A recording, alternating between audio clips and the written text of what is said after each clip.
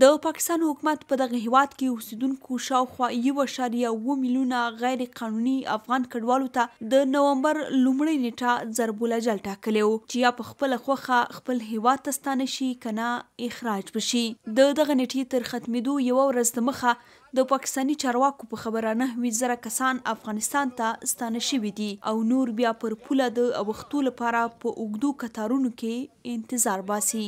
د پاکستان د کورنیو چارو وزارت په یوه اعلامیه کې ویلي دي چې د نومبر له لومړۍ نیټې راهیسې د غیر قانوني بهرنیانو د نیولو او هغوی د اخراجولو پروسه پیل شوې ده. په اعلامیه کې دا هم ویل شوي دي چې په دغه هیواد کې د غیر قانوني اوسیدونکو بهرنیانو په داوطلبه توګه د ستنېدو لړۍ هم روانه ده. خو په یو شمېر سیمو کې د پاکستاني پولیسو لخوا د افغانانو د نیول کېدو ریپورټونه ورکول کېږي. ځینې وایي چې د اسنادو په لرلو سربیره بیا هم د پولیسو مرکزونو ته بیول شوي دي. دا د هغه چا اصلي شناختي کارت دی چې 2 زامن یې په فیضان چوک کې د بجلیګر تانې والا نیولي دي. یو 15 کلن دی، بل 14 کلن. زه تانې ته هم ولاړم خو هغوی را پرې نه ښودل. پولیسو والا خپله خوښه کوي، هر څوک چې وغواړي نیسي یې. دې خلکو تر قانوني سن کښته ماشومان راوستي چې پکې د فارم BPOC او ICC کارتونه لرونکي شامل دي. ما د پولیسو له 2 چارواکو سره خبرې وکړې. ما ورته وویل چې دا د اعتبار وړ کارتونه دي او د کورنیو چارو وزیر ویلي دي چې له چا سره POC یا ICC کارت وي هغوی ته به هیڅ نه ویل کیږي. خو پر دې سربیره هم خلک بې ځایه تنګول کیږي، میرمنې او خلک نیول کیږي.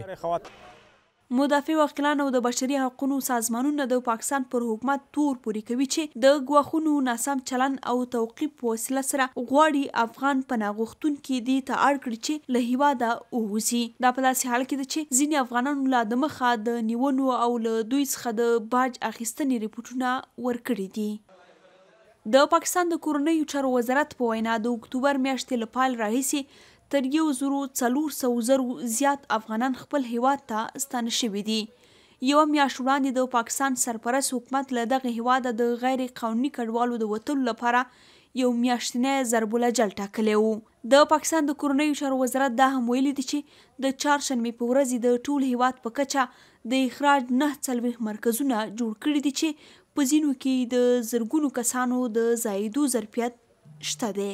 کله چې موږ نن اقدام پیل کړ او هغه معلومات چې مو راټول کړي وو هغه زیاتره خلک تللي او کورونه تش دي. هغه کسان چې پاتې وو 450 تر 500 مو ونیول او سبا به هم دغه ډول اقدامات کوو او د 13,950 مشخصو کسان ته به رسیدګي کیږي. دا زموږ لومړی پړاو دی.